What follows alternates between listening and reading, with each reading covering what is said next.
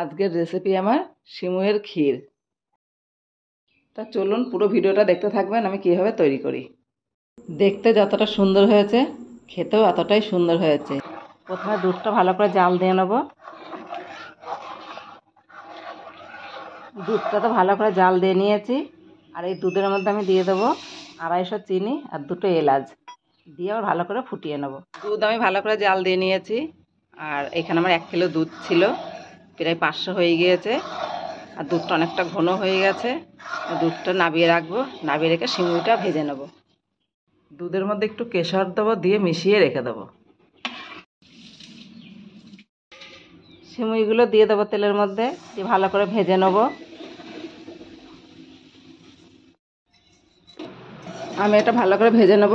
আর আপনারা চাইলে একটু ঘি দিয়ে ভাজতে পারেন, আমি এটা সাদা তেলে ভাজছি।